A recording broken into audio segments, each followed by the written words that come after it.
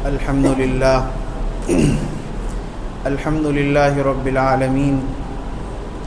الصلاة والسلام على أشرف الأنبياء والمرسلين وعلى آله وأصحابه أجمعين أما بعد فأعوذ بالله من الشيطان الرجيم بسم الله الرحمن الرحيم ومن أحسن قولا ممن دعا إلى الله وعمل صالحا وقال إنني من المسلمين صدق اللہ العظیم۔ میرے محترم بزرگوں، دوستوں، عزیزوں،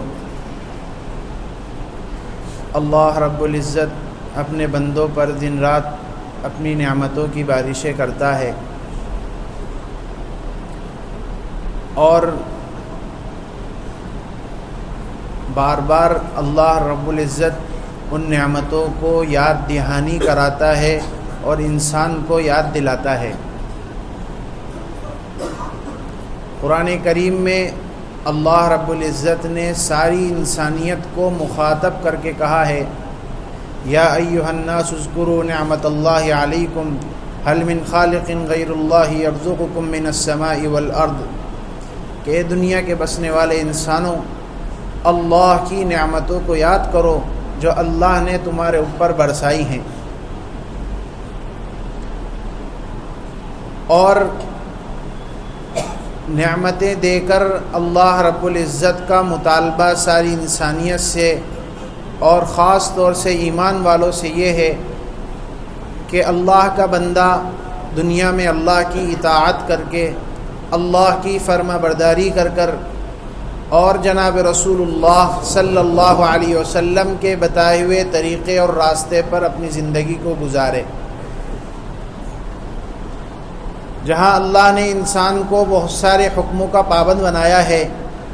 وہاں پر اللہ رب العزت نے انسان کو اسلام لانے کے بعد سب سے بڑا حکم جو دیا ہے وہ نماز کا دیا ہے۔ اسلام لانے کے بعد مسلمان پر اس سے بڑا کوئی حکم نہیں ہے کہ وہ اللہ کی اطاعت اور فرما برداری میں اپنی زندگی کو نماز کے مطابق گزارے اور اپنی زندگی میں نماز کی پابندی کو پیدا کرے۔ اللہ رب العزت نے جناب رسول اللہ صلی اللہ علیہ وسلم کے ذریعے سے انسان کو بہت سارے احکامات دیے ہیں، اور وہ سارے احکامات جبریل امین کے واسطے سے دیے ہیں۔ حج کا حکم آیا، جبریل امین آسمانوں سے لے کر آئے۔ رمضان المبارک کے روزے فرض ہوئے، جبریل امین آسمانوں سے احکام کو لے کر آئے۔ غرض جتنے بھی احکامات اللہ رب العزت نے اپنے بندوں پر عائد کیے ہیں وہ سب جبریل امین کے واسطے سے محمد صلی اللہ علیہ وسلم پر نازل کیے گئے ہیں۔ لیکن نماز ایک ایسا عمل ہے اور نماز ایک ایسی عبادت ہے جس کو اللہ رب العزت نے براہ راست بغیر کسی واسطے سے جناب رسول اللہ صلی اللہ علیہ وسلم کو اپنے پاس بلا کر عطا کی ہے۔ چنانچہ حدیث کی کتابوں میں واقعہ لکھا ہوا ہے، بلکہ قرآن کریم کی آیت اس بات پر شاہد ہے، سبحان الذی اسری بعبدہ لیلا من المسجد الحرام الی المسجد الاقصی، پاک ہے وہ ذات جو اپنے بندے محمد صلی اللہ علیہ وسلم کو ایک ہی رات میں مسجد حرام سے مسجد اقصی تک اور مسجد اقصی سے بالکل اعلیٰ علیین تک لے گئی، اس مقام تک لے کر گئی جس مقام پر نہ کسی آج تک فرشتے نے قدم رکھا ہے، نہ کسی مقرب نبی نے قدم رکھا ہے۔ اللہ رب العزت نے محمد صلی اللہ علیہ وسلم کو وہاں پر بلا کر نماز کا تحفہ دیا ہے۔ اس سے معلوم ہوتا ہے کہ نماز اللہ کا کتنا بڑا حکم ہے، اور اس کی پابندی کا اللہ کے نبی علیہ الصلاۃ والسلام نے کتنا بڑا حکم دیا ہوگا، اور آپ نے اپنی زندگی کو اس کے مطابق گزار کر بتایا، اور آپ نے اپنی زندگی پر نماز کی ایسی پابندی کر کے دکھائی، اور صحابہ اکرام رضوان اللہ علیہم اجمعین نے جناب رسول اللہ صلی اللہ علیہ وسلم کے مطابق زندگی گزار کر ساری انسانیت کو سبق دیا کہ ساری انسانیت یہ دیکھے کہ نماز کی پابندی پر اللہ رب العزت نے کیسے انعامات کے وعدے کیے ہیں۔ آج مسلمان کا حال ہے، ساری امت اس بات سے واقف ہے، یہ بات کسی سے پوشیدہ نہیں ہے کہ نماز کا جتنی اہمیت احادیث میں آئی ہے، مسلمان کی زندگی سے نماز کی اتنی ہی بے رخی اور سستی پائی جاتی ہے۔ اور لوگ یہ سمجھتے ہیں، لوگوں نے اپنا ذہن یہ بنا لیا ہے کہ نماز صرف رمضان المبارک میں فرض کی گئی ہے، خالی رمضان المبارک کے لیے نماز اتاری گئی ہے، یا جمعے کے جمعے نماز پڑھ لو بس اسی کے لیے نماز کا نازل ہوا ہے۔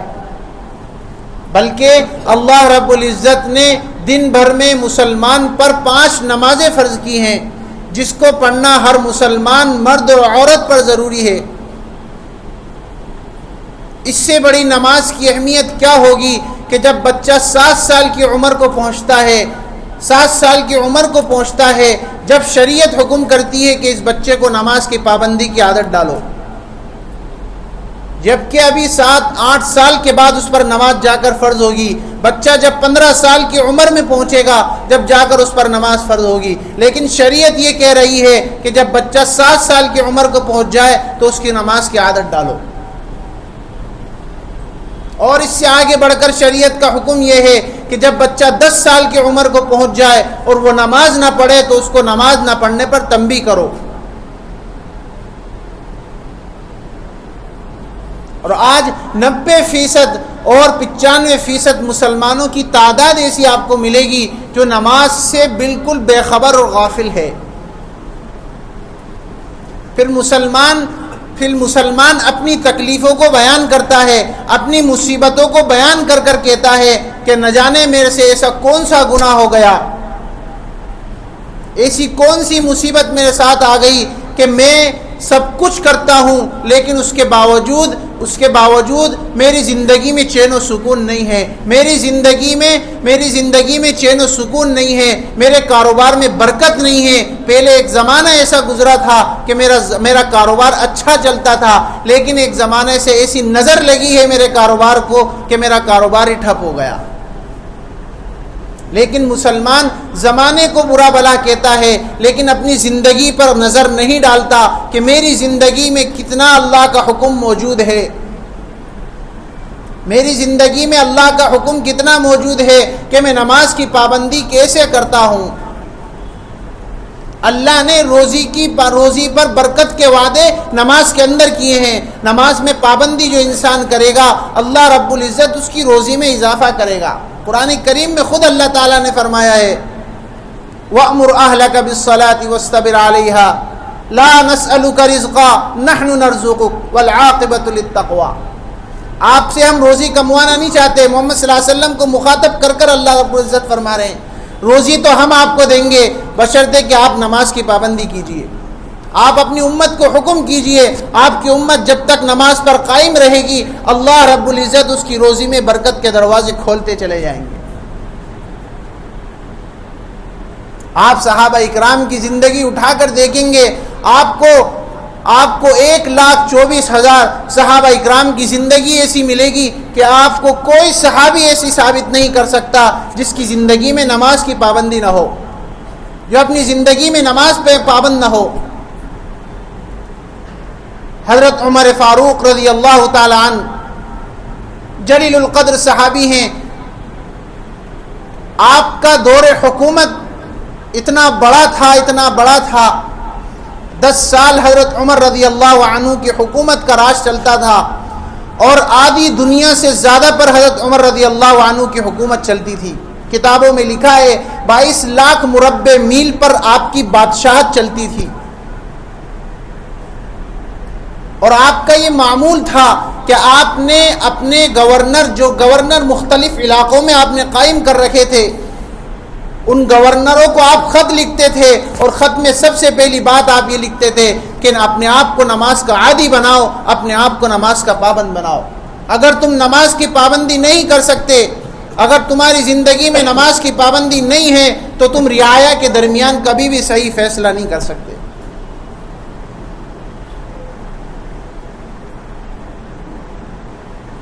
خود آپ کی زندگی ایسی تھی، آپ کے اندر نماز کی پابندی ایسی تھی کہ جب آپ کا آخری وقت ہے، آپ کا انتقال کا وقت ہے، آپ کو نماز میں حالت میں نماز پڑھاتے ہوئے زخم لگا ہے، آپ کو نماز کی حالت میں زخم لگا ہے، اور اس کے بعد آپ کی حالت بالکل مرض الوفات میں آپ جب پہنچے ہیں، تو آپ کو نماز کے وقت کے لیے جگایا جاتا تھا کہ حضرت امیر المؤمنین رضی اللہ عنہ کو نماز کے وقت کے لیے بیدار کیا جا رہا ہے، آپ کو ہوش میں لایا جا رہا ہے، اور آپ سے کہا جا رہا ہے کہ امیر المؤمنین نماز کا وقت ہو چکا ہے، نماز کا وقت قریب ہے۔ آپ فرماتے تھے نعم لا حظ فی الاسلام لا صلاۃ لہ، نعم لا حظ فی الاسلام لا صلاۃ لہ، ہاں ہاں اس شخص کا اسلام میں کوئی حصہ نہیں ہے جس کی زندگی میں نماز نہیں ہے۔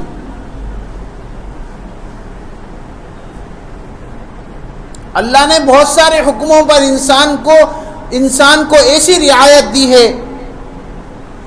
حج اللہ نے ہر انسان پر فرض نہیں کیا، جس کے پاس مال ہے اور جس کے پاس بیت اللہ تک پہنچنے کی صحت اور طاقت ہے، اللہ نے اس انسان کے اوپر فرض کیا ہے حج۔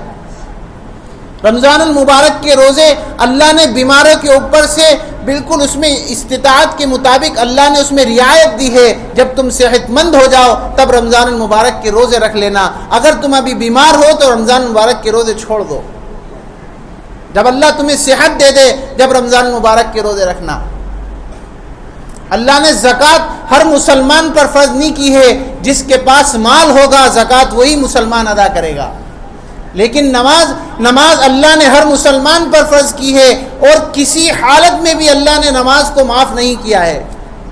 قرآن کریم میں خود اللہ تعالیٰ نے فرمایا ہے الذین یذکرون اللہ قیاما وقعودا وعلی جنوبہم، کھڑے ہونے کی طاقت رکھتے ہو کھڑے ہو کر نماز پڑھو، کھڑے ہونے کی طاقت نہیں ہے بیٹھ کر پڑھ سکتے ہو بیٹھ کر پڑھو، تمہارے اندر بیٹھ کر پڑھنے کی طاقت نہیں ہے لیٹ کر نماز پڑھ سکتے ہو تو لیٹ کر نماز پڑھو، لیکن نماز تمہارے اوپر کسی حال میں معاف نہیں ہے۔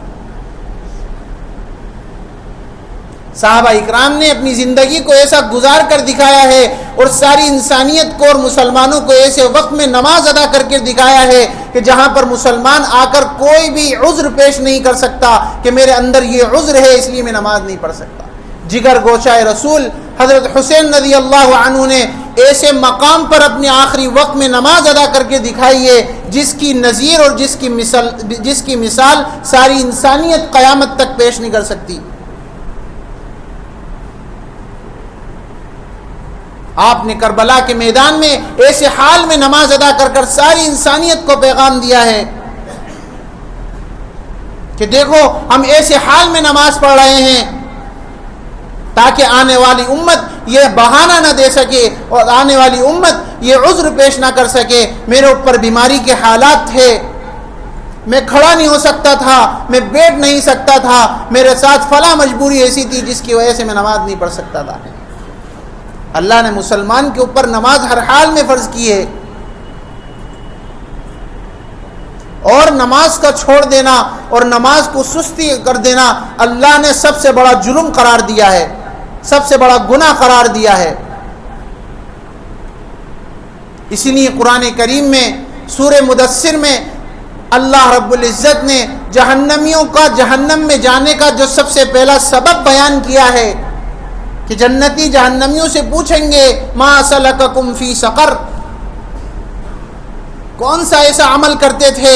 کون سا ایسا گناہ تھا جو تمہیں جہنم کے ایسے دہانے پر لے گیا۔ شیطان نے اللہ کے دربار میں چوری نہیں کی تھی، شیطان نے اللہ کے دربار میں کسی سے وعدہ خلافی نہیں کی تھی، کوئی ایسا گناہ نہیں کیا تھا، شیطان نے صرف ایک سجدے کا انکار کیا تھا اور قیامت تک کے لیے اللہ کے دربار میں مردود قرار دے دیا گیا۔ آج ہم اپنی زندگی پر عمل کریں، اپنی زندگی پر نظر کریں اور غور کریں کہ ہماری زندگی کیسی ہے، ہم روزانہ کتنے سجدوں کا اللہ کو انکار کرتے ہیں۔ ایک بزرگ نے خواب میں کسی کو دیکھا اور خواب میں کسی کو دیکھ کر پوچھا سب سے بڑا متکبر انسان کون ہے، سب سے بڑا متکبر انسان کون ہے؟ کہ فرمایا سب سے بڑا متکبر انسان ہے وہ آدمی جو مؤذن کی آواز کو اپنے کانوں سے سنے اور اپنے کانوں سے سن کر مسجد میں نہ جائے، نماز کو ادا کرنے کے لیے نہ جائے۔ کیوں؟ کہ سب سے پہلے مؤذن کی زبان سے جو الفاظ اللہ نکلواتا ہے وہ سب سے پہلے الفاظ یہ ہوتے ہیں اللہ اکبر اللہ اکبر۔ کہ مسلمانوں، انسانوں، ذرا غور سے سنو، جس کام میں تم لگے ہوئے ہو اللہ اس سارے کاموں سے بڑا ہے۔ جس اپنی مشغولی میں تم لگے ہوئے ہو اللہ اس ساری مشغولیات سے بڑا ہے۔ جس طرح اللہ بڑا ہے اسی طرح اللہ کا حکم بھی بڑا ہے۔ اپنے اس کام کو چھوڑو اور اس کام کو چھوڑ کر اللہ کے حکم کو پورا کرنے کے لیے مسجد میں جاؤ۔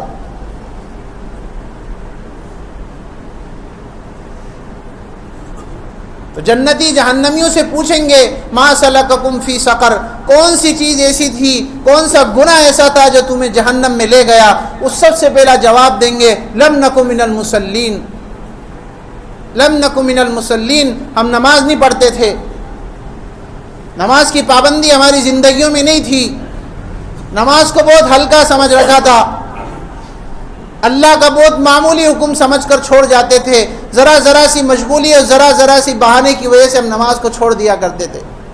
یہ جہنم میں جانے کا سب سے پہلا سبب بیان کیا اللہ نے قرآن کریم میں۔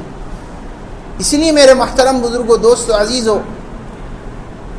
اللہ رب العزت کو بندے کا سب سے بڑا عمل اور سب سے اچھا عمل یہ لگتا ہے کہ بندہ اللہ کے سامنے کھڑا ہو کر نماز میں اللہ کی عبادت کرے۔ اس لیے حضرت علی رضی اللہ عنہ فرماتے ہیں کہ جب میرا دل چاہتا ہے کہ میں اللہ سے باتیں کروں، جب میرا دل چاہتا ہے میں اللہ سے باتیں کروں، میں نماز پڑھنے لگتا ہوں۔ کیوں؟ نماز پڑھنے والا اللہ سے باتیں کرنے والا ہوتا ہے۔ المصلی یناجی ربہ، جب آدمی نماز میں کھڑا ہوتا ہے تو گویا وہ اللہ سے باتیں کر رہا ہے۔ نماز کی کیفیت کو بیان کیا گیا کہ نماز کیسی ہونی چاہیے۔ نماز وہ قبول ہوگی جو محمد صلی اللہ علیہ وسلم کے طریقے کے مطابق پڑھی جائے گی۔ اللہ کے نبی علیہ الصلاۃ والسلام سے حدیث جبریل میں جبریل علیہ الصلاۃ والسلام نے سوال کیا مل احسان، محمد صلی اللہ علیہ وسلم میں احسان کسے کہتے ہیں؟ آپ نے جواب دیا ان تعبد اللہ کأنک تراہ فإن لم تکن تراہ فإنہ یراک، اللہ کی عبادت اس طرح کرو گویا کہ تم اللہ کو دیکھ رہے ہو۔ یہ اللہ کی عبادت کا سب سے اعلیٰ مقام بیان کیا جناب رسول اللہ صلی اللہ علیہ وسلم نے کہ اللہ کی عبادت ایسی کرو گویا کہ تم اللہ کو دیکھ رہے ہو۔ اگر یہ کیفیت تمہارے اندر پیدا نہیں ہوتی تو کم سے کم اتنا خیال ضرور پیدا کرو کہ اللہ مجھے دیکھ رہا ہے۔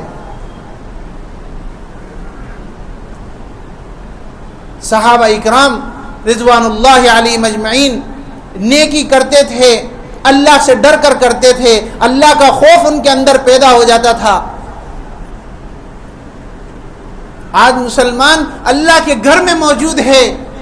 اللہ کے سامنے کھڑا ہوا ہے اور وہ اللہ کے خوف سے نہیں ڈراتا، اپنے آپ کو اپنے اندر اللہ کا خوف پیدا نہیں کر سکتا۔ کیسی زندگی ہے مسلمان کی کہ اگر اس کی زندگی میں اللہ کا خوف پیدا نہیں ہو رہا، اللہ کا ڈر پیدا نہیں ہو رہا، اپنے آپ کو زندگی میں ایسے نہیں گزار رہا کہ یہ اپنے آپ کو دل میں زندگی گزار کر یہ سمجھے کہ میں جس حال میں ہوں اللہ مجھے دیکھ رہا ہے اور اللہ میرے ہر عمل پر نظر رکھ رہا ہے۔ اسی لیے خواجہ معین الدین چشتی اجمیری رحمۃ اللہ علیہ کے پیر و مرشد خواجہ ہارونی رحمۃ اللہ علیہ جب آپ نے خلافت دینے کا اپنے مریدوں کو ارادہ کیا کہ کون سا مرید ایسا ہے جس کو خلافت دی جائے اور جو خلافت کے قابل ہے، آپ نے مریدوں کا امتحان لیا اور ایک مرغی دی، ہر مرید کو ایک مرغی دی اور یہ کہا یہ مرغی لے جاؤ اور ایسی جگہ جا کر اس کو ذبح کر کر لانا جہاں پر کوئی تمہیں نہ دیکھ رہا ہو، جہاں کوئی تمہیں نہ دیکھ رہا ہو ایسی جگہ اس کو ذبح کر کر لے آنا۔ سارے مریدین تھوڑی دیر کے بعد اپنے ہاتھ میں مرغی لے کر ذبح کر کر لے آئے۔ خواجہ معین الدین چشتی اجمیری رحمۃ اللہ علیہ جن کو سلطان ہند کہا جاتا ہے، ہندوستان کے بادشاہ کہا جاتا ہے، آپ بھی ان میں موجود تھے۔ کیا دیکھتے ہیں خواجہ ہارونی رحمۃ اللہ علیہ کہ خواجہ معین الدین چشتی اجمیری رحمۃ اللہ علیہ کے ہاتھ میں زندہ مرغی ہے، آپ زندہ مرغی لے آئے۔ آپ نے پوچھا، آپ کے پیر و مرشد نے پوچھا، معین الدین آپ کو کوئی ایسی جگہ نہیں ملی جہاں پر کوئی آپ کو نہ دیکھ رہا ہو اور آپ اس کو لے آئے ذبح کر کر؟ فرمایا حضرت نہیں، مجھے کوئی ایسی جگہ نہیں ملی، میں جہاں بھی جاتا تھا اللہ مجھے دیکھ رہا تھا، میں جہاں بھی جاتا تھا اللہ مجھے دیکھ رہا تھا۔ ایسا ڈر اور ایسا خوف تھا، اللہ کے ولیوں کے دل میں اللہ کا ایسا خوف تھا، جب جا کر اللہ رب العزت ان کو ولایت کبریٰ کے مقام پر پہنچاتا تھا۔ اسی لیے عبداللہ ابن سلام رضی اللہ عنہ یہودیوں کے بڑے عالم تھے، اللہ کے نبی علیہ الصلوۃ والسلام کی شان کو یہودیوں کی بڑی کتاب میں اور آسمانی کتابوں میں پڑھا تھا، اپنی آنکھوں سے دیکھا تھا کہ نبی آخر الزماں کیسے ہوں گے، ان کا حلیہ کیسا ہوگا، ان کی باتیں کیسی ہوں گی، اپنی زبان سے اور اپنی آنکھوں سے ان چیزوں کو دیکھا تھا اور پڑھا تھا، لیکن کبھی اللہ کے نبی کو دیکھا نہیں تھا براہ راست اپنی آنکھوں سے۔ آپ کو دیکھنے کے ارادے سے اپنے گھر سے نکلے ہیں عبداللہ ابن سلام رضی اللہ عنہ۔ اللہ کے نبی علیہ الصلوۃ والسلام مسجد نبوی میں کھڑے ہوئے ہیں، آپ خطبہ ارشاد فرما رہے ہیں۔ عبداللہ ابن سلام رضی اللہ عنہ نے اپنے کانوں سے سنا، آپ کو دیکھا نہیں، صرف آپ کی آواز کو کانوں میں پڑی، تو آپ صلی اللہ علیہ وسلم ارشاد فرما رہے تھے، یا ایھا الناس اطعموا الطعام وافشوا السلام وصلوا الارحام وصلوا باللیل والناس نیام تدخلوا الجنۃ بسلام۔ لوگوں کھانا کھلاؤ، سلام کو خوب پھیلاؤ، اپنے رشتہ داروں سے اچھا سلوک کرو، جب لوگ سوئے ہوئے ہوں وصلوا باللیل والناس نیام، جب لوگ سوئے ہوئے ہوں تم اٹھ کر اللہ کو یاد کرو اور تہجد کی نماز پڑھو۔ اس کا بدلہ کیا ہوگا؟ اس کے بدلے میں تمہیں ملے گا کیا؟ جب یہ سارے عمل تم کرو گے، اس کے بدلے میں تمہیں اللہ کیا دے گا؟ تدخل الجنت بسلام، اللہ کی جنت میں سلامتی کے ساتھ داخل ہو جاؤ گے۔ جب عبداللہ ابن سلام رضی اللہ عنہ نے یہ الفاظ سنے اور یہ الفاظ سن کر آگے بڑھے ہیں اور جناب رسول اللہ صلی اللہ علیہ وسلم کا چہرہ اپنے مبارک اپنے آنکھوں سے دیکھا ہے، آپ کے چہرے انور کو، تو دیکھ کر یہ کہا ہے، میں اللہ کی قسم کھا کر کہتا ہوں ایسی بات کہنے والا کبھی جھوٹا نہیں ہو سکتا، ایسی بات کہنے والا کبھی غلط آدمی نہیں ہو سکتا۔ اور وہیں کھڑے ہو کر کہا ہے، اشہد ان لا الہ الا اللہ واشہد ان محمد رسول اللہ۔ یہ صحابہ کے اندر صفت تھی کہ اللہ کے نبی علیہ الصلوۃ والسلام نے اپنی زندگی گزاری تھی اور اپنی زندگی کو نماز کے مطابق گزار کر صحابہ کو اور ساری انسانیت کو پیغام دیا تھا، صلو کما رأیتمونی اصلی، نماز ایسی پڑھو جیسا تم مجھے نماز پڑھتا ہوا دیکھتے ہو، ایسی نماز مت پڑھو جو بچپن سے چلتی ہے اور 55 تک چلی جاتی ہے۔ کہ آج لوگ نماز پڑھتے ہیں لیکن نماز کو کبھی سنانے کی اور نماز کے اندر تحقیق کرنے کی اور علماء اکرام سے پوچھنے کی اس کو توفیق تک نہیں ہوتی کہ میں بچپن سے نماز پڑھ رہا ہوں کہ میری نماز صحیح ہے نہیں ہے، میری نماز محمد صلی اللہ علیہ وسلم کے طریقے کے مطابق ہے بھی یا نہیں ہے۔ جو نماز محمد صلی اللہ علیہ وسلم کے طریقے کے مطابق ہوگی، اللہ کی طرف سے جو وعدے ہیں وہ اس نماز پر ملیں گے۔ جو نماز آدمی اپنے طریقے کے مطابق پڑھے گا، جیسی سیکھی ہے اور جیسی دیکھی ہے ایسی پڑھے گا، ایسی نماز پر کبھی اللہ کی طرف سے کچھ نہیں ملے گا۔ اللہ ہم سب کو عمل کی توفیق عطا فرمائے۔